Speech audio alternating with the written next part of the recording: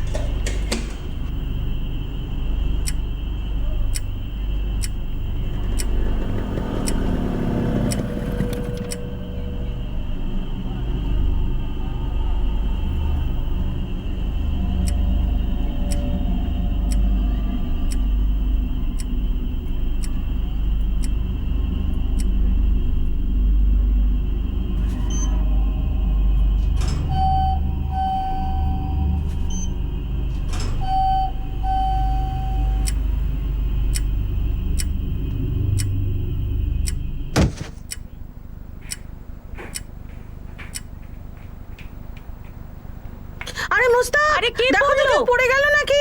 কিন্তু পড়লো কি করে?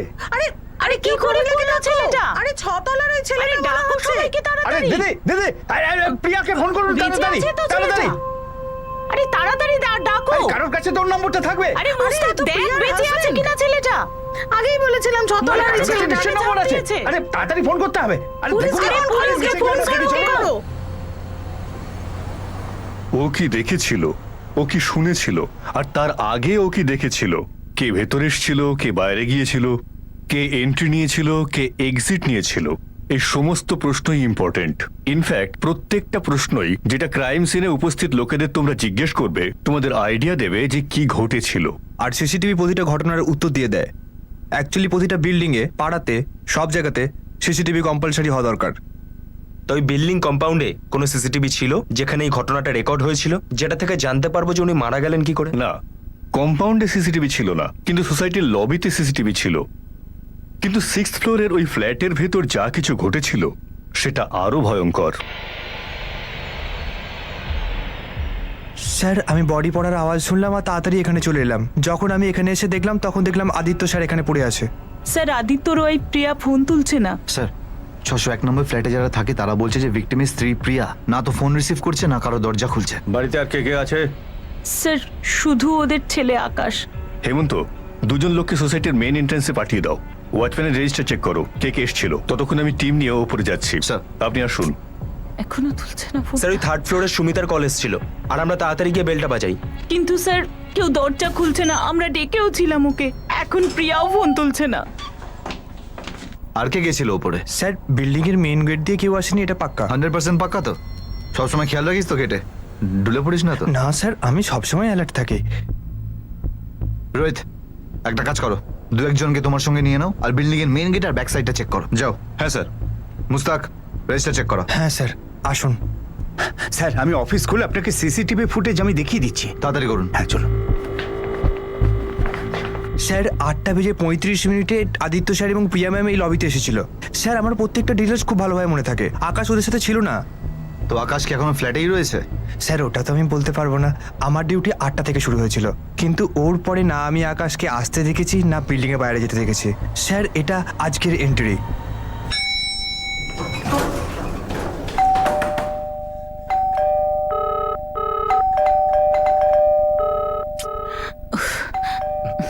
কি? না তুলছে না। স্যার প্রিয়ার ফোনে এখনো রিং হচ্ছে কিন্তু ও তুলছে না। ছাদে? ঠিক আছে, আমি ছাদে গিয়ে দেখছি। এই আদিত্য আর প্রিয়ার কোনো রিলেটিভ কি বেলগাঁওতে থাকে? আদিত্য আর প্রিয়া দুজনেরই পেরেন্টস বেলগাঁওয়ে থাকে। কিন্তু স্যার আমরা ওদের অ্যাড্রেসটা জানি না আর ফোন নাম্বারটাও নেই। স্যার আমি ছাদে গিয়ে দেখছি। ঠিক আছে। একটাই এন্ট্রি আর এক্সিট রয়েছে স্যার, পিৎজা ডেলিভারি বয়। ও 9:25-এ এক্সিট করেছে।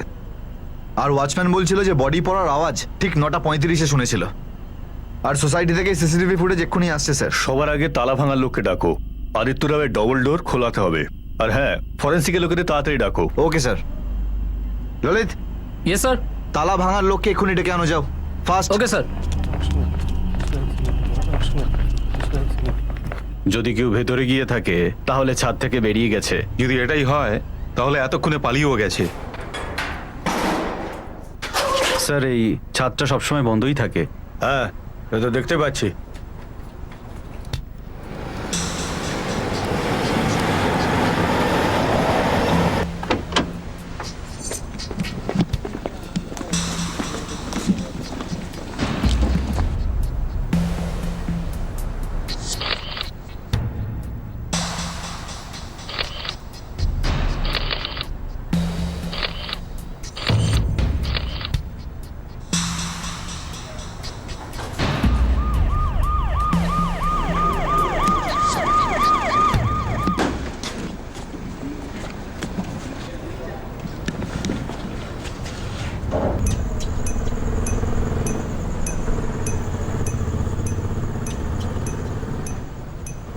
তাড়াতাড়ি করো।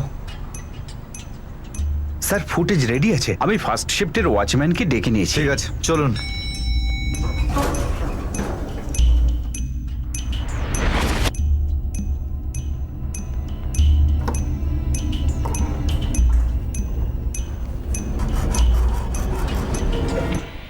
স্যার, এটা ডাবল ডোর আর লকটাও খুব শক্তপোক্ত।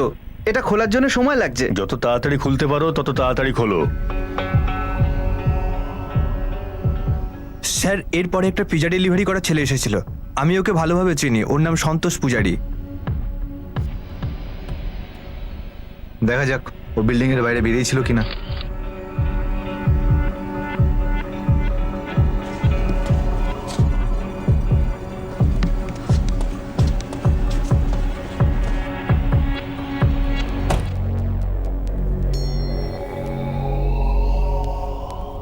ওই দেখুন স্যার। তুমি পাক্কা বডি পড়ার আওয়াজ 9:35-এ শুনেছো? হ্যাঁ স্যার। স্যার, আমি ঠিক এই সময় আওয়াজটা শুনি, আমি তাড়াতাড়ি চলে যাই।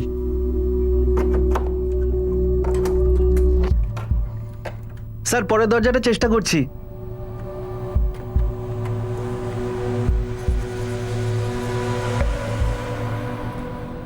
স্যার, এই লকটা খুব শক্তপোক্ত। এটা খুলতে খুব সময় লাগছে।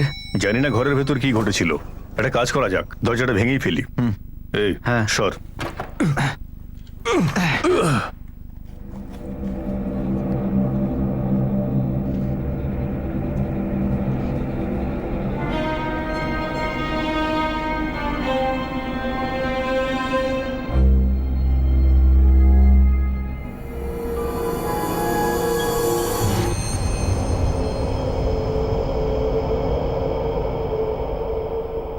চেক করে ওদের ছেলে আকাশ কোথায়?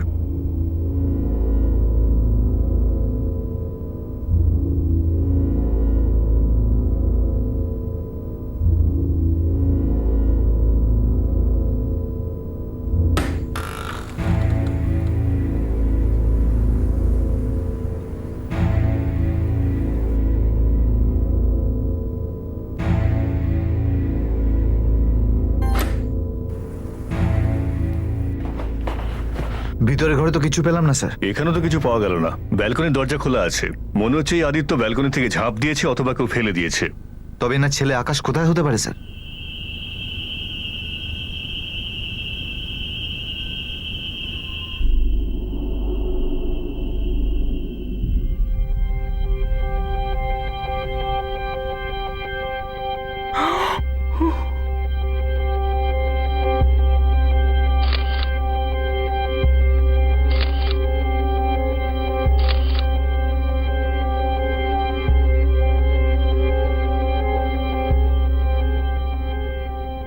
পিছন থেকে কিছু পাইনি স্যার। ওদের ছেলে আকাশ কোথায় থাকতে পারে? জানি না স্যার। এখানে দুটো ফোন পড়ে আছে।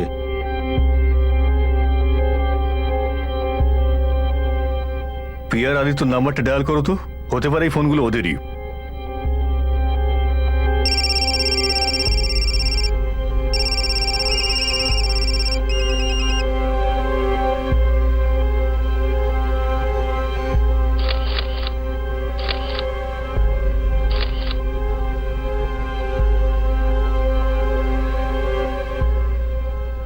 স্যার প্রিয়া রাওয়ের ফোন থেকে একটা কল হয়েছিল 6:30টার সময়, হয় ওর মা বা শাশুড়ির। নাম্বারটা মা নামে সেভ করা। নাম্বার ডায়াল করো। স্যার এর নাম বাবু, আমার আগে এরই ডিউটি থাকে। এনার ছেলে আকাশ কোথাও হতে পারে, বাড়িতে তো পেলাম না। জসভিন্দরের টিচার বলছিল যে জসভিন্দর এখনো আসেনি, ও বোধহয় কাজে কোথাও বাইরে গেছে। রামু, চা বানাতো, আর আর ঠান্ডা জল ফল কিছু নেবে বা শরবত? হ্যালো, হ্যাঁ কে বলছেন? ভগবতী শাস্ত্রী বলছি। আপনি কে? আপনি প্রিয়া রাওয়ের? আমি ওর মা। আপনি কে? কি ব্যাপার? পুলিশ। আমি আপনার মেয়ের বাড়িতে আছি। আপনি কি বলতে পারেন প্রিয়া রাও আদিত্য রাওয়ের ছেলে আকাশ এখন কোথায় আছে? আকাশ তো আমার সঙ্গে আছে, আমার বাড়িতে। ব্যাপারটা কি?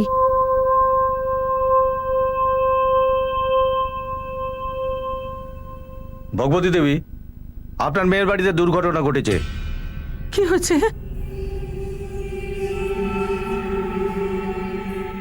কি হয়েছে?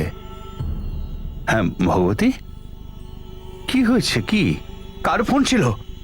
আরে বলো না আমাকে ভগবতী। স্যার প্রতিদিনের মতো প্রিয়া ম্যাডাম আকাশকে দুপুরে স্কুল থেকে নিয়ে এসেছিল, আর তারপর প্রিয়া ম্যাডাম বাচ্চাটাকে আবার নিয়ে যায়।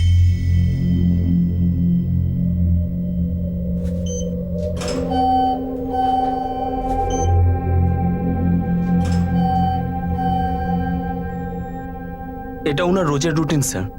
প্রিয়া ম্যাডাম আকাশকে দুপুরে স্কুল থেকে নিয়ে আসতো, তারপর কোথাও একটা রেখে দিত, হতে পারে ওনার মায়ের বাড়িতে রেখে আসতো, আর তারপর সন্ধ্যাবেলা যখন আদিত্য স্যার আর ম্যাডাম একসাথে আসতেন, ওনারা আকাশকে সঙ্গে করে নিয়ে আসতেন। কিন্তু স্যার আজকে শুধুমাত্র আদিত্য স্যার আর ম্যাম ফিরে এসেছে, আকাশ তো সাথে ছিল না। স্যার আকাশের খবর পাওয়া গেছে, প্রিয়া রাওয়ের বাপের বাড়িতে আছে। এখানে অনেকটাই টাইম লাগবে, অনেক কিছুরই প্রিন্ট নেওয়া বাকি। কিচেন ফ্লোরেও কেরোসিন রয়েছে, সমস্ত ফিঙ্গারপ্রিন্ট স্ক্যান করতে হবে। যদি বাইরে থেকে কেউ ভেতরেই ঢোকে তাহলে কেউ নোটিস করেনি কেন? যদি আদিত্য রাওকে ওপর থেকে ফেলাই হয়, ও চিল্লালো না কেন? এত বড় ঘটনা ঘটলো আর আশপাশের কেউ কিছু শুনতেই পেল না? না স্যার, আমরা কিচ্ছু শুনতে পাইনি, না কোনো চিৎকার, না কোনো চেঁচামেচি, কিচ্ছু শুনতে পাইনি। ওই সময় আমরা দুজন টিভি দেখছিলাম। ওই সময় যদি কোনো চেঁচামেচি হয়ে থাকবে তো টিভির আওয়াজের জন্য স্যার আমরা শুনতে পাইনি। ইনফ্যাক্ট স্যার আমাদের ওই থার্ড ফ্লোরে সুমিতা বলল যে আদিত্য ব্যালকনি থেকে পড়ে গেছে।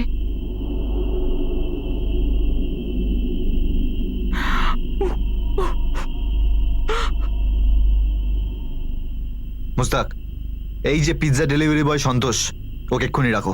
হ্যাঁ স্যার। আমি 502 গিয়ে দেখছি, পিৎজা ওখানেই ডেলিভারি হয়েছিল। সন্তোষের নাম্বার আমার ডায়েরিতে লেখা আছে, আমি এক্ষুনি ফোন লাগাচ্ছি। ক্রাইম সিন ইনভেস্টিগেশন অফিসারের জন্য সবথেকে ইম্পর্ট্যান্ট স্পেস, যেটা ডিটেল স্টাডির ওপর ওই ইনভেস্টিগেশনের সাকসেস নির্ভর করে। যে কোনো ক্রাইম সিন ওই ক্রাইমের ব্যাপারে অনেক কিছু কথা বলে। অনেক ছোট ছোট সূত্র ক্রাইম সিনে লুকিয়ে থাকে, সেগুলো যেন কোনোভাবেই মিস না হয়ে যায়। আর শুধু তাই নয়, ক্রাইম সিন কোনোভাবেই যেন ডিস্টার্ব না হয়। যেমনই থাকুক, সঙ্গে সঙ্গে ফরেন্সিক টিমের কাছে হ্যান্ড ওভার করে দাও। তাহলে স্যার ওই পিৎজা ডেলিভারি বয়, ওকে সাসপেক্ট মনে করা হচ্ছে।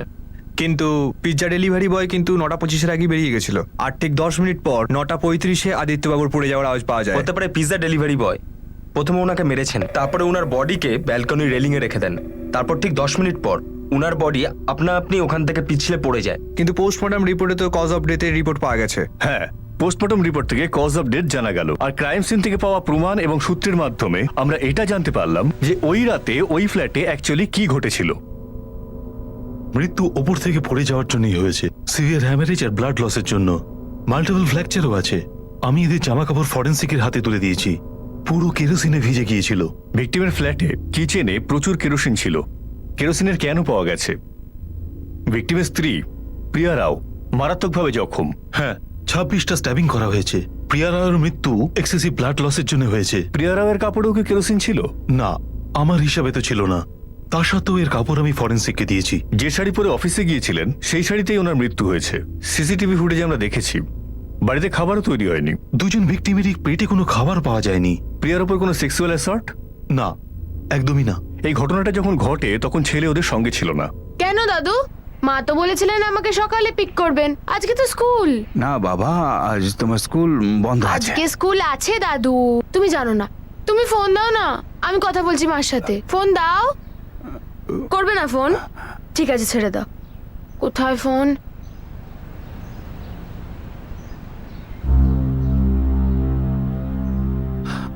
ফোন কেন লাগছে না? আমি আকাশকে কিছু বলিনি, আমি কি বলবো ওকে? আমি আমার ছেলেকে দেখতে চাই, আমি আমার ছেলেকে দেখতে চাই। হলো কি করে, কিভাবে এটা হলো? ইনভেস্টিগেশন চলছে, এখন আমরা কিছু বলতে পারবো না। আমরা চেক করছি সোসাইটিতে কে এসেছিল, কে গেছিল, কখন কে বেরিয়েছিল। ভগবতী দেবী, আপনাকে আপনার মেয়ে 6:30টার সময় যখন ফোন করে, ও কি কিছু বলেছিল আপনাকে? বাড়িতে কেউ আসবে বা অন্য কিছু? এমনিতে তো কিছু বলেনি, শুধু বলেছে যে একটু কাজ আছে। মা, তুমি আজ রাতে আকাশকে একটু নিজের কাছে রাখবে? আমার একটু কাজ আছে। এটা আবার কোনো জিজ্ঞেস করার কথা প্রিয়া? আর দেখ, যদি তোর লেট হওয়ার থাকে তো আকাশকে বল আমাদের সঙ্গে যেন এখানেই ডিনার করে। না না মা, তার দরকার নেই, ও ম্যানেজ করে নেবে। আমরা ম্যানেজ করে নেব। তুমি শুধু আকাশকে রেখো, আর আমি কালকে সকালে তাড়াতাড়ি এসে পিক করে নেব। ওর স্কুলের ইউনিফর্ম সঙ্গে নিয়ে আসবো, তো ওকে স্কুলেও ড্রপ করে দেব, ঠিক আছে? এছাড়া আর কোনো কথা হয়নি। প্রিয়া বলেছিল ওর কিছু কাজ আছে, কিন্তু আমরা ওয়াচম্যানের রেজিস্টার আর সিসিটিভি চেক করেছি। আপনার মেয়ে আর জামাই 8:35-এ বাড়ি চলে এসছে, আর প্রিয়া প্রত্যেক দিনই তো আকাশকে এই সময় বাড়িতে নিয়ে চলে আসে। আমি জানি না ওর কি কাজ ছিল। কাল আদিত্য কি আপনাদের কোনো কল করেছিল? ওর ফোন লিস্টে আপনাদের তো নাম্বার দেখলাম না। ও আমাদের কোনো ফোন করেনি। আর করতোই যদি, তাহলে কি করে জানবো যে এইসব কি করে হলো? স্যার, ওই পিৎজা ডেলিভারি বয় সন্তোষ পূজারি ও এখানে আসছে। ও না তোর নিজের সেলফোন অফ করেছে, আর নাইবা কোথাও পালিয়েছে। হেমন্ত, বাড়িতে ফোর্স এন্ট্রির কোনো চিহ্ন নেই, আর আমার মনে হয় না বাড়িতে চুরি টুরি হয়েছে। স্যার, যদি কিছু চুরি করা হয়েও থাকে তো সেটা সেই বাচ্চা আকাশ বা আদিত্য প্রিয়ার প্যারেন্টসই বলতে পারে। বাড়িতে কিছু ভাঙা হয়নি, একটা কবার্ডও খোলা হয়নি। সেক্সুয়াল অ্যাসল্টও হয়নি। এই যে পিৎজা ডেলিভারি করার ছেলেটা ছিল, যেটা আমাদের প্রাইম সাসপেক্ট, একমাত্র সাসপেক্ট, ও ওখানে কেন গিয়েছিল?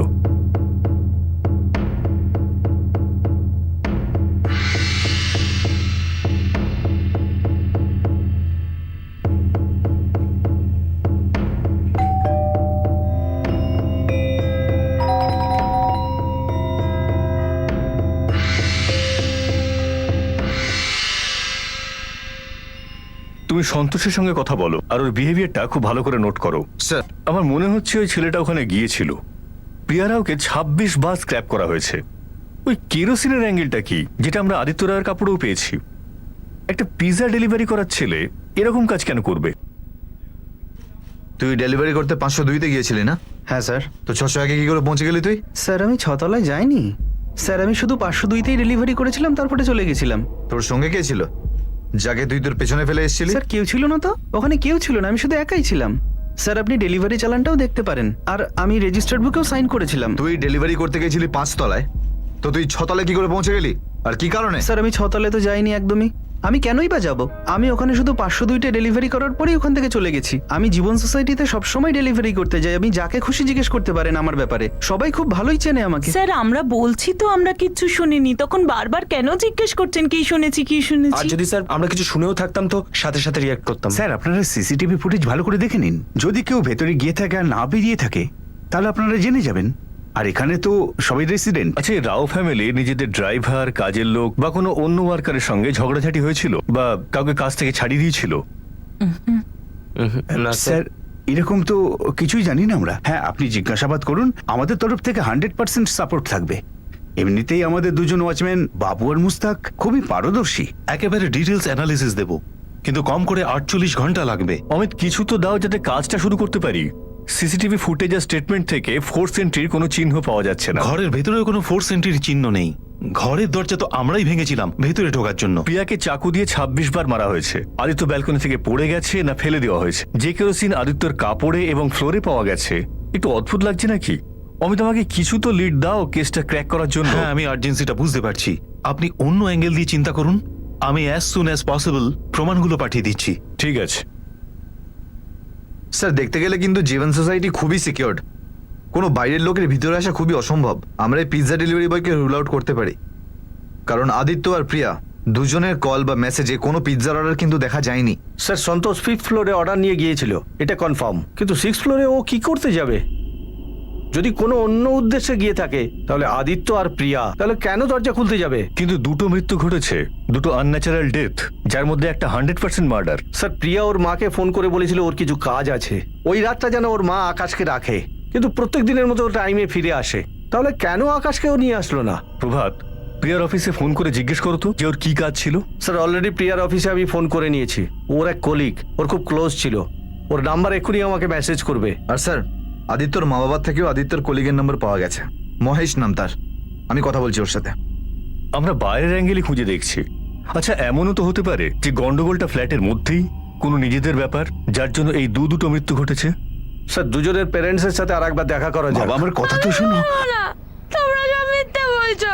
আমি মায়ের সাথে কথা বলবো। বাবা আমার কথাটা তো না, আমি কিছু হয়নি মা বাবা, তুমি মিথ্যে বলছো। আমি শুনবো না তোমার কথা। মাকে মন করো না। এটা কি সুসাইড কেস ছিল? কিন্তু এই ভদ্রমহিলার গায়ে 26 বার স্ট্যাবিং করা হয়েছে। এটা সুসাইড কি করে হতে পারে? দুটো ভিকটিমসের ব্যাকগ্রাউন্ড থেকে কিছু তো হদিশ পাওয়া গেছে। তখনও পর্যন্ত আমরা কোনো সিদ্ধান্তে পৌঁছতে পারিনি, ফরেন্সিক রিপোর্ট আসা বাকি ছিল।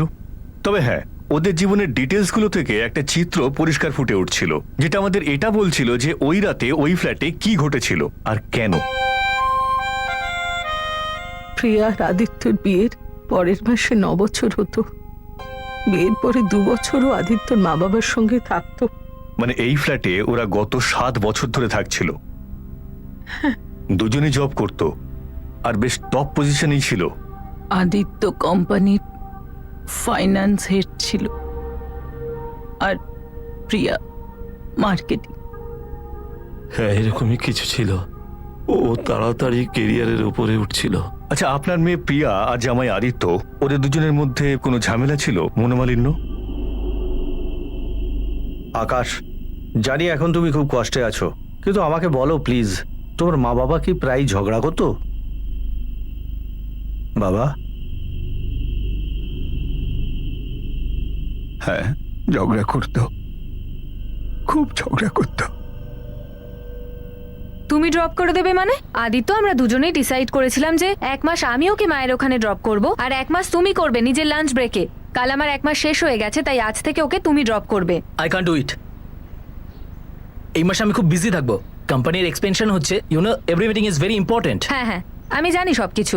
তুমি শুধু একটা কথা বলো, আমি একলা সবকিছু কি করে হ্যান্ডেল করব? টাইম আমার কাছেও কম, মিটিং আমারও হয়। পুরো সাউথ রিজন মার্কেটটা আমি হ্যান্ডেল করি, তুমি হয়তো সেটা ভুলে গেছো। ভুলতে দিলে তবে না ভুলবো আমি। প্রতিটা ছোট ছোট ব্যাপারে নিজের ডেজিগনেশন, নিজের টার্গেট বলো তুমি, যাতে তুমি নিজের রেসপন্সিবিলিটি থেকে পালাতে পারো। মানে আকাশ শুধু আমার কো রেসপন্সিবিলিটি? ব্যাস ব্যাস ব্যাস ব্যাস, তোমার সঙ্গে ঝগড়া করার টাইম নেই আমার কাছে। প্রথমে আমিই বলেছিলাম, এখন আমিই বারণ করছি, ঠিক আছে? ওকে, এই মাসে আকাশকে তুমিই ড্রপ করবে, দ্যাটস ইট। শোনো বাবা, পরের মাসে আমি তোমাকে ড্রপ করবো। ক্যান ইউ লিভ নাও? বিয়ের পরপরই ওদের দুজনের মধ্যে সব ঠিকই ছিল, কিন্তু ও যত প্রমোশন পেতে থাকলো, ব্যাস বাড়ির শান্তি ধীরে ধীরে যেতে শুরু করলো। দুজনেরই খুব রাগ ছিল, সবকিছুকে কম্পিটিশনের চোখে দেখতো। নিজেদের অফিসের টেনশন ওদের মধ্যেকার টেনশনকে উস্কে দিচ্ছিল। ওদের ঝামেলাটা আমরা বুঝতে পারতাম না। আসলে আমরা তো পুরোনো দিনের লোক। আমরা তো শুধু এটাই জানি স্যার, স্বামীকে শুধু রোজগারই করতে হবে আর স্ত্রীকে শুধু সংসার সাজাতে হবে।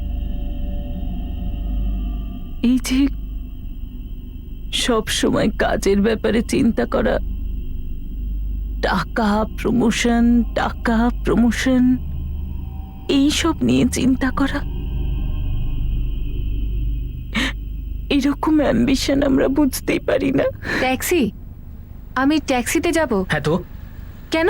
আরে কেন কি, প্রথমে আকাশকে ড্রপ করো, তারপর তোমাকে ড্রপ করো, এতে আমার প্রত্যেকদিন লেট হয়ে যায়। আদিত্য, তুমি নিজের রেসপন্সিবিলিটি পালন করতে এত ভয় পাও কেন? আচ্ছা, একটা কাজ করো, কাল থেকে রিভার্স করা যাক। কাল থেকে আমি ড্রাইভ করব, প্রথমে আকাশকে ড্রপ করব, তারপরে তোমায় অফিস ড্রপ করব সময় মতো, তারপর আমি অফিস যাব, সন্ধ্যেবেলা তোমাকে পিক করে নেব, কারণ আমি তো সুপার ওম্যান। এখন মাল্টিটাস্কিং কোয়ালিটি তোমার মধ্যে নেই তো নেই, কি করব? আরে এই তো, আমি তো এতক্ষণ ওয়েট করছিলাম, তুমি আমাকে টন্ট করোনি কেন? সব সময় আমাকে নিচু দেখাতে চাও তুমি। আমি তোমায় নিচু করতে কখনো চাই তাহলে না। এটা কি ছিল? তুমি নিজের অ্যাটিটিউড দেখো। তুমি তো জানো আমাদের মধ্যে একটা অ্যারেঞ্জমেন্ট হয়েছে, তাও মিউচুয়ালি। সেটা ফলো করবার জন্য একটু চেষ্টা তো করো তুমি। আরে আমি কি ফলো করি না সেটা? সব সময় তুমি দেখা হচ্ছে তুমি আমার থেকে সব কাজে বেটার। মাল্টিটাস্কিং। কিন্তু তুমি খুব ভালো করে জানো আমার তুলনায় তোমার কাজটা অনেক সহজ। কি সহজ আদিত্য? আমার কাজটাও সমান ইম্পর্টেন্ট, ওকে? আর এই ইম্পর্টেন্ট কাজগুলো ঠিক করে করার জন্য আমি ইনসেনটিভ আর বোনাস পাই, প্রমোশনও পাই, যেটাতে তুমি ক্লিয়ারলি অখুশি। Below the belt. Below the belt? আর তুমি যে below the belt, above the belt, মাথা থেকে পা পর্যন্ত প্রত্যেক দিন প্রত্যেক রাত কথা শুনিয়ে যাও তার বেলা? তোমার মুখ থেকে আজ পর্যন্ত আমার জন্য কোনো অ্যাপ্রিসিয়েশনের ওয়ার্ড বেরিয়েছে? জানি না তোমরা মহিলারা এই অ্যাপ্রিসিয়েশন নটটাকে এত কেন পছন্দ করো। প্রত্যেক ব্যাপারে কেন তোমাদের অ্যাপ্রিসিয়েশন চাই? কেন তোমার চাই না? হ্যাঁ, তুমি এক্সপেক্ট করো না অ্যাপ্রিসিয়েশন? যদি এরকম হয় তো নিজের স্যালারি বাড়ানোর জন্য এত উতলা হও কেন তুমি? রেজ, আর এই সময় ইম্পসিবল। কি বলছো তুমি? স্যার আপনি ভালো করে জানেন 2 বছরে আমার স্যালারি বাড়েনি। এই ব্রাঞ্চে এমন একজন লোকের নাম বলো যার রেজ হয়েছে। স্যার কে পেলো না সেটা তাদের দেখার ব্যাপার। I deserve a raise. আমার ইনক্রিমেন্ট পাওয়া উচিত। তাহলে আমার কি হয় না আর বাকি লোকের হয় না? তুমি এটা ভালো করেই জানো যে এই ব্যাপারটা আমার হাতে নেই। স্যালারি বাড়ানো কর্পোরেট অফিসের কাজ। আদিত্য, তুমি ভালো করেই জানো আমাদের 2 বছরে কোনো প্রজেক্ট স্টার্টই হয়নি, আর যে দুটো স্টার্ট হয়েছে সেগুলো খুব ধীরে চলছে। যখন এই প্রবলেমগুলো আমরা ওভারকাম করতে পারবো তখন তো স্যালারি বাড়ানোর কথাও বলতে পারবো। স্যার আমার দিক থেকে কি কখনো কোনো ফল্ট হয়েছে? আই নো দ্যাট আদিত্য, পুরো প্রজেক্টে তুমি ভালো কাজ করেছো। ওই প্রজেক্টটা খুব ভালোভাবে দাঁড়াবে। So let's discuss that. Ashwin ঠিক কথা বলছে আদিত্য। এই বছরটা শুধু আমরা নতুন প্রজেক্টে ফোকাস করব, তারপর দেখিস স্কেল ডাবল হয়ে যাবে। আরে একটু পেশেন্স রাখ আদিত্য। আমি আর পেশেন্স রাখতে পারছি না। পেশেন্স আমাকে কুড়ে কুড়ে খাচ্ছে, তিলে তিলে মেরে ফেলছে আমাকে। আমি পারবো না ভাই। আদিত্য নিজের চাকরিতে খুশি ছিল না। ওখানে আমরা খুশি একদমই ছিলাম না। 2 বছর ধরে কোনো স্যালারিই বাড়েনি আমাদের। আদিত্যরও নিজের মধ্যে খুব ফ্রাস্ট্রেশন চলছিল। ওর স্যালারি 1,10,000 টাকা ছিল, স্যালারি বাড়ছিল না, আর সেই কারণে ও ভিতরে ভিতরে গুমড়ে মরছিল সবসময়। মহেশ, এটাও কি একটা কারণ ছিল আদিত্য আর প্রিয়ার মধ্যে এত দূরত্ব হওয়ার জন্য? হ্যাঁ, ওদের দুজনের মধ্যে এটা একটা ইস্যু ছিল। প্রিয়া 1,50,000 ড্র করতো আর ওর হাজব্যান্ড 1,10,000। এটা প্রিয়াই আমায় বলেছে। ও স্যালারি বাড়ছে না বলে দিন দিন ফ্রাস্ট্রেটেড হয়ে যাচ্ছে। তুই জানিস ও আমার স্যালারি, আমার ইনক্রিমেন্টকে টার্গেট করছে, বলছে আমার কাজ ইম্পর্টেন্ট নয়, সহজ। প্রিয়া, হতে পারে ও ইনফিরিয়রিটি কমপ্লেক্সে ভুগছে। কেন হবে? কেন? এটাই তো আমি বুঝতেই পারছি না। আমি কখনো স্যালারি ও ডেজিগনেশনের জন্য ওকে টন্ট করিনি কখনো। আমি ওর ওয়াইফ ইয়ার, আমিও চাই ও জীবনে উন্নতি করুক। মহেশ ভালোবাসা টালবাসা সব একদিকে, একে অপর কিছু সম্মান করে না সেটাও করে না। কিন্তু আদিত্য, প্রিয়া তো এমন নয়। ওই রকমই ওর স্যালারি যে আমার থেকে বেশি সেটাও আমাকে ভুলতেই দেয় না। সবসময় আমার পিছনে লেগে থাকে। গ্রসারির বিল দাও, ইন্টারনেটের বিল দাও, স্পোর্টস টিভি চ্যানেল কি খুব দরকার? এর উপর প্রত্যেক দিন আকাশকে ওর বাপের বাড়ি থেকে পিক করো আর ড্রপ করো। কিন্তু আদিত্য, তুই ওর কথাগুলোকে একদম ভুল মানে করছিস। শোন, আমি এতটাও স্টুপিড না। ও সবসময় আমাকে এটাই বোঝাতে চায় যে হ্যালো মিস্টার 1,10,000 অনলি, এই বাড়ির বস আমি, কারণ তোমার স্যালারি আমার থেকে 40,000 টাকা কম। তুমি সেটাই করবে যেটা আমি বলবো। ভাই, কোন এমন পুরুষ মানুষ আছে যে এসব সহ্য করবে? শোন, একবার কুল ডাউন হয়ে একদম মাথা ঠান্ডা করে আর এই সব বিষয়গুলোকে সলভ করার জন্য ওর সাথে বসে একটু কথা বল, সব টপিকগুলোকে নিয়ে ডিসকাস কর। আরে ডিসকাশন করলে তো সব ম্যাটারগুলো সলভ হতে থাকবে। ডিসকাশন কখনো একতরফা হয় না রে। আর একটা দেওয়ালের সাথে তুই কি ডিসকাস করবি?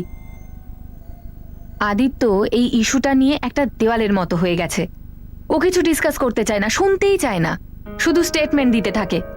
আমি এটা করতে পারবো না, আমি ওটা করতে পারবো না, আমি বিজি আছি, আমার মিটিং আছে।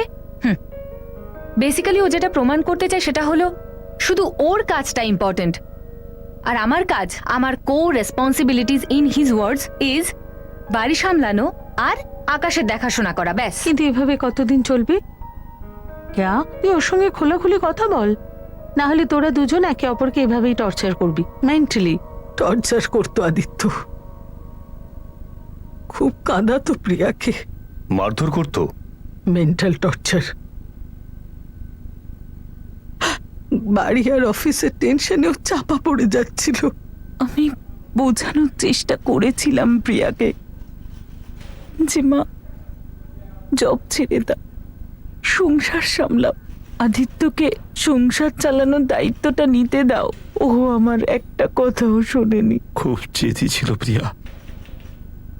আর আমাদের আদিত্য, ও যদি আমার জন্য একটু কিছু করে মা, আমি অনেকটা করতে পারি, কিন্তু না, ওর ইগোটাই অনেক বড়। মা পুরুষ মানুষকে খানিকটা বাবা প্লিজ, এই পুরুষ মানুষের সম্মান, পুরুষ মানুষের ইগো, এসব প্লিজ আমায় বলো না প্লিজ। বাবা তুই কিছুদিনের জন্য ব্রেক নিচ্ছিস না কেন? ব্রেক মানে? জব ছেড়ে দেব? কেন ছাড়বো আমি নিজের জব? আমার স্যালারি ও স্যালারি থেকে বেশি, সেটা কি আমার ফল্ট? আরে আমার তো মনেই হয় না আমরা দুজন একই কোম্পানিতে কাজ করি। সব বুঝি রে মা, কিন্তু ওর কষ্ট হচ্ছে যখন। এই কষ্ট টষ্ট কিচ্ছু না মা, ও শুধু আমায় টার্গেট করতে চায় সব সময়। এটা বলতে চায় সব সময় ভুল আমার, ভুল আমিই করতে পারি, আর আমি সব সময় ওকে নিচু করতে চাই। God knows why. আমি বলছি না যে তুই ভুল, কিন্তু ওর ইগো একটু হার্ট হয়েছে। অন্তত পক্ষে আকাশের কথা একটু ভাব। আকাশ যতটা আমার ততটাই ওরও, আর ওর ইগো সামলানোর জন্য নিজের জব ছাড়বো না, সেটা কোনো অপশন নয়। হোমওয়ার্কটা করিয়ে দাও ওর। টাইম নেই আমার হাতে। কালকে আমার এই প্রেজেন্টেশনটা আছে, সারা রাত জাগতে হবে আমাকে। আর আকাশ তো নিজেই ভালো করে হোমওয়ার্ক করছে। কিন্তু তুমি হেল্প করলেও বেটার করতে পারবে। যদি তোমার মনে হয় হেল্প দরকার, তাহলে you go and help. And stop it. আমাকে টন্ট করা বন্ধ করো। তোমার প্রবলেমটা কি আদিত্য? তুমি কেন এরকম বিহেভ করো? হ্যাঁ, তুমি আকাশকে আমার প্যারেন্টসের বাড়িতে ড্রপ করে দাও, ওখান থেকে পিক আপ করে নিয়ে এসো, কিন্তু ওদের সাথে একটু কথাও বলো না। তুমি তোমার ঝগড়া আমার সাথে সেই অবধি রাখো, আমার মা বাবা অবধি নিও না। কাল একটা দুধের ক্যান হাতে করে নিয়ে যাব, যেই ওনারা সামনে আসবেন ওনাদের পা ধুয়ে আমি খেয়ে নেব, ঠিক আছে? আরে হাজারটা কাজ আছে আমার, সেই জন্য বাড়ির ভিতরে ঢুকে হাই হ্যালো নমস্কার করি না, এতে ওনাদের ইনসাল্ট করি না আমি। তুমি এসব মজা ভাবো তাই না? কিন্তু আমার মা বাবার খুব খারাপ লাগে এটা। তুমি বেসিক রেসপেক্ট দিতে জানো না। যখন বলেছিলাম আমার প্যারেন্টসদের সঙ্গে থাকো, তখন বলেছিলাম আমি আলাদা থাকবো, ইন্ডিপেন্ডেন্ট থাকবো, তখন ভেবেছিলে আমার প্যারেন্টসরা কতটা হার্ট হতে পারে? এখনো কি তুমি আমার প্যারেন্টসদের কোনো কথা শোনো? নেভার। এবার শান্তি মতো কাজ করতে দেবে? হ্যাঁ, রিপোর্ট চলে এসেছে। আর আপনার থার্ড পার্টি অ্যাঙ্গেলের দিকে কাউকে পাওয়া যাচ্ছে না, কারণ হলো কেননা ক্রাইমে কোনো তৃতীয় লোক ছিলই না। হ্যাঁ, ফরেন্সিক এভিডেন্স অনুযায়ী তো সেটাই বোঝাচ্ছে। ওই ফ্ল্যাটে দুজনেই লোক ছিল, আর ক্রাইম সিন থেকে যে ফিঙ্গারপ্রিন্ট গুলো পাওয়া গেছে, ওতে দুজন লোকেরই ফিঙ্গারপ্রিন্ট আছে। একজন হলো প্রিয়া রাও, আর দ্বিতীয়জন হলো আদিত্য রাও। ব্যালকনির রেলিং, প্রিয়াকে মার্ডার করার জন্য ব্যবহৃত ছুরি, কেরোসিনের ক্যান, নাইফ স্ট্যান্ড, টেবিল, প্রত্যেকটি জিনিসের উপরই আদিত্যর আঙুলের ছাপ রয়েছে। আর আদিত্যর হাতে যে রক্ত লেগেছিল সেটা প্রিয়ার ছিল। মানে একটা মৃত্যু মার্ডার, এটা তো কনফার্ম। আর দ্বিতীয়টা, মা তুমি আকাশকে নিজের কাছে রাখবে, আমার কিছু কাজ আছে। কাজ? না, সেদিন তো কোনো এক্সট্রা ওয়ার্ক প্রেশার ছিল না। কিন্তু ও যে মাকে বলেছিল ওর কিছু কাজ আছে। জানি না ও কেন বলেছিল, বরং সেদিন তো অফিস থেকে তাড়াতাড়ি বেরিয়ে গেছিল। সেদিন ও আদিত্যর সঙ্গে বসে ওদের সব ইস্যুস ঠিক করবে বলেছিল। প্রিয়া আপনাকে এমনটা বলেছিল? হ্যাঁ। তুই বলতিস না বসে কথা বল, বসে কথা বল? আজকে বলবো। ও রাজি হয়েছে? অন দ্য ওয়ে কথা বলবো, আর হোপফুলি কনভিন্স করে নেবো ওকে কথা বলার জন্য। Very good. আর প্রিয়া প্লিজ কামলি কথা বলিস। হ্যাঁ, আই এম শিওর কথা বললে না তো ওদের রিলেশন আরো ভালো হবে। বেটার হতে হবে সন্ধ্যা। আমাদের ঝগড়ার এফেক্ট এখন আকাশের ওপর পড়ছে, যেটা আমি কখনোই হতে দেব না। এই ঝগড়াটা এবার বন্ধ করতেই হবে। আমি অ্যাকচুয়ালি একটা গুড নিউজের জন্য ওয়েট করছিলাম, কিন্তু যে নিউজটা এলো, কোথা থেকে কি হয়ে গেল স্যার? আমরা আজ আকাশকে পিক করতে যাব না, ও মায়ের কাছেই থাকবে আজ। কেন, কাল স্কুল নেই? আছে, আমি ওকে সকালে পিক করে নেব। আমি ইচ্ছে করেই রেখেছি ওকে আজকে ওখানে। অফিসে কোনো পার্টি টার্টি আছে নাকি? আদিত্য, আমি ভাবছিলাম যে আমরা দুজন শান্তিতে বসে কথা বলবো আমাদের ইস্যুগুলো নিয়ে। তুমি তো সমস্ত আর্গুমেন্ট, সলিউশন সব প্ল্যান করে রেখেছো। আচ্ছা, তোমার কি মনে হয় না কম্পিটিশনটা একতরফা হয়ে যাবে? এখন ছেড়ে দাও না, এই একে অপরের সাথে কম্পিট করা ছেড়ে দিই না, আর বসে সব কথা আলোচনা করি, সলিউশন পেতে পারি, আবার আবার নতুন করে শুরু করতে পারি। প্লিজ। সো নতুনভাবে কি দিয়ে শুরু করব? কতবার সরি বলতে হবে আমাকে? কারণ অ্যাকর্ডিং টু ইউ তোমার তো কোনো ভুল হয় না, সবকিছুর জন্য তো আমিই দায়ী হই। দেখো আদিত্য, আমি নিজেকে নিজে প্রমিস করেছি যে আমরা শুধু নিজেদের প্রবলেমগুলো স্টেবল রাখবো, ইগোকে নয়। টেবিলের উপর তো ইগোটা আমারই হবে, রাইট? কারণ সমস্যাটা তো আমার। কিসের দুঃখ কষ্ট? আরে এইসব শব্দ তো আজকাল কেউ বাংলা সিরিয়ালেও ইউজ করে না, যত সব। ওকে ফাইন, তো তুমি কোনো সঠিক ওয়ার্ড ঠিক করে নাও যাতে তোমার কোনো প্রবলেম না হয়, কারণ আমার সবকিছুতেই তোমার সমস্যা। ওয়াই এভরি টাইম সব সময় আমার স্পটলাইটে থাকাটা কি খুব দরকারি? তুমি এটা করেছো তোমার ইগো, তুমিটা করে ধোয়া তুলসী পাতা। সবসময় তুমি তো ভিকটিম হয়ে যাও, তুমি নিজেকে ভিকটিম দেখিয়ে খুব মজা পাও। ভিকটিম তুমি দেখাও নিজেকে, সব সময় তাই করো। আমার তো মনে হয় তুমি বিশ্বাসই করো যে তুমি নিজে ভিকটিম।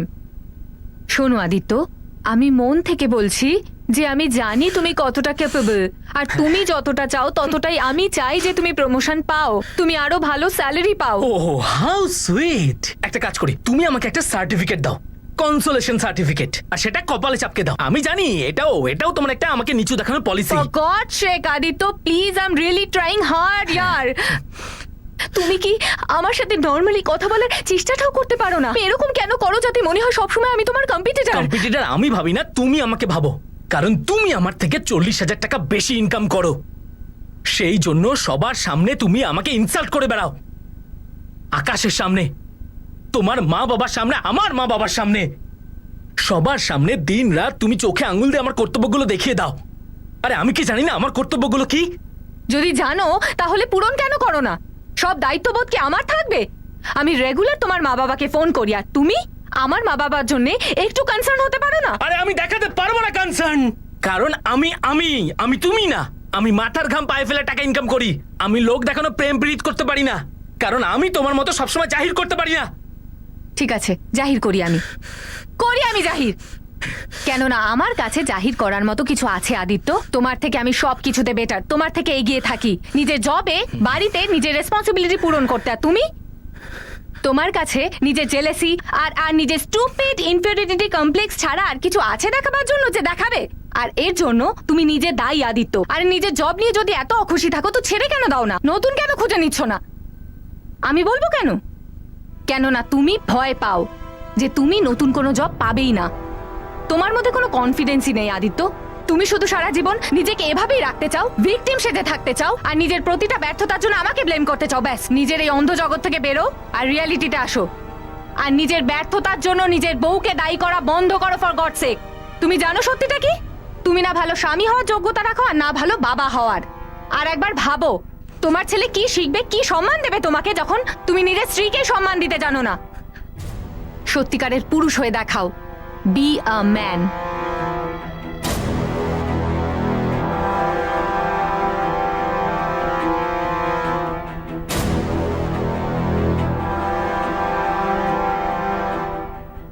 আমরা ওদের দুজনকে কখনো ভালো করে বুঝতেই পারলাম না। আর এখন আমরা এটাও জানতে পারিনি যে আদিত্য এরকম একটা সিদ্ধান্ত কেন নিল।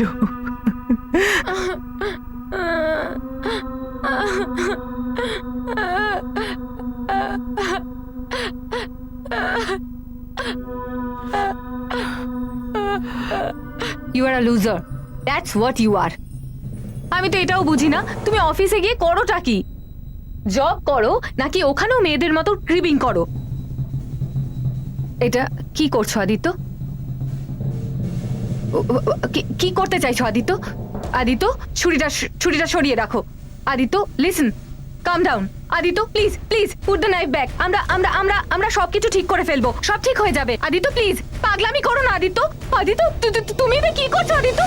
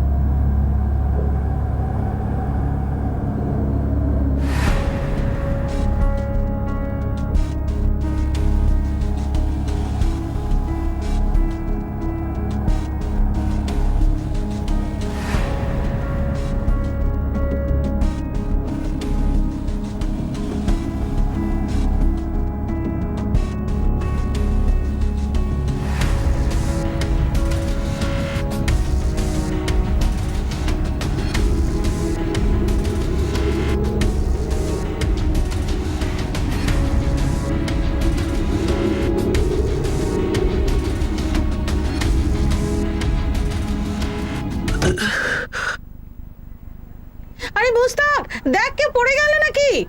আরে এ পড়লো কি করে? আরে কেউ প্রিয়াকে ডাকো তাড়াতাড়ি। এবার বডি দুটোকে ফ্যামিলিকে হ্যান্ড ওভার করতে পারেন। আমরা খুব শীঘ্রই চার্জশিট ফাইল করতে চলেছি।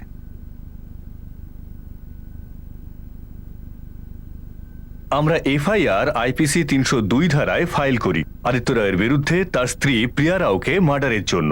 কিন্তু যেহেতু অ্যাকিউজ সুইসাইড করেছিল, আমরা এভিডেন্স চার্জশিট ফাইল করেছিলাম। আমাদের কাছে লিখিত স্বীকারোক্তি তো ছিল না, কিন্তু অ্যাকিউজ আর ভিকটিম দুজনের প্যারেন্টসেরই স্টেটমেন্ট ছিল, ওদের ছেলের স্টেটমেন্ট ছিল, প্রতিবেশী আর ওদের সঙ্গে কাজ করা কলিগসের স্টেটমেন্ট ছিল। সবাই বলেছিল যে ওদের দুজনের মধ্যে সম্পর্কটা খুব একটা ভালো ছিল না, আর আমাদের কাছে ফরেন্সিক এভিডেন্স খুব স্ট্রং ছিল। এমনিতে ইনভেস্টিগেশনের দিক থেকে খুব সিম্পল কেস মনে হয়, কিন্তু বিশ্বাসই হয় না, কারণ যা কিছু হয়েছে দুটো এমন লোকের মধ্যে যারা এখন বেঁচেই নেই। সবকিছুই ইন্টারনাল। হ্যাঁ, তাদের প্রবলেমস, তাদের মধ্যে ঝগড়া আর সেখানে ঘটে যাওয়া ঘটনার ব্যাপারে খুব বেশি হলে আমরা আন্দাজ করতে পারছিলাম, কিন্তু অ্যাকচুয়ালি কি ঘটেছিল এটা আমরা কখনোই জানতে পারবো না। স্যার এইসব কেসগুলো একটু অদ্ভুত হয়, তাই না? কখনো কখনো আমাদের এরকম বাবা মার সঙ্গেও ডিল করতে হয় যাদের কোনো ধারণাও থাকে না এই ভয়ানক পরিণতির, তারপরেও কাঁদে যে ওরা জানতো যে এরকম খারাপ কিছু ঘটতেই পারে। মুশকিল হয় নিষ্পাপ বাচ্চাদের থেকে স্টেটমেন্ট নেওয়া, যাদের পৃথিবীটা একেবারে শূন্য হয়ে গেছে। কিন্তু সেই মুহূর্তে আমাদের একজন ক্লিনিক্যাল ইনভেস্টিগেটরের রোল প্লে করতে হয়। বেশ কষ্টকর, কারণ একটা অপরাধ ঘটে গেছে আর নিজেদের ইমোশনটাকে কন্ট্রোলে রাখতে হয়। একদম সবসময় রাখতে হয়, বিশেষ করে ডিউটির সময়। কিন্তু চার্জশিট ফাইল করার সময় অথবা কেস ক্লোজ করার পর প্রায় এটা আমাদের মনে হয়, যদি এই সমস্ত কেসের ক্ষেত্রে ফ্যামিলি আগে থাকতে কিছু করত যাতে নিজেদের মধ্যে টেনশন এই জায়গায় পৌঁছতো না, অপরাধের ছায়া পড়বার আগেই টেনশনকে থামানো যেত। প্রত্যেক জিনিসেরই একটা সমাপ্তি আছে, বা তার সমাপ্তি ঘটানো যেতে পারে।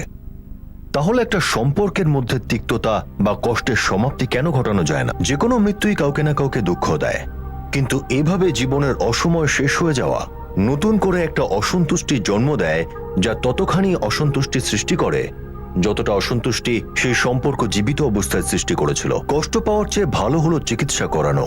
যে কোনো সম্পর্ককেই সেই পর্যন্ত যেতে দেওয়া উচিত নয় যাতে সে বিনা চিকিৎসায় আমাদের নষ্ট করে দেয়। এই কথা বলে এখন আমি অনুপ সুনি আপনাদের কাছ থেকে বিদায় নিচ্ছি। আবার দেখা হবে পরবর্তী এপিসোডে আরো একটি চাঞ্চল্যকর ঘটনা নিয়ে। For more updates, subscribe to our channel, click the show links and enjoy watching the videos.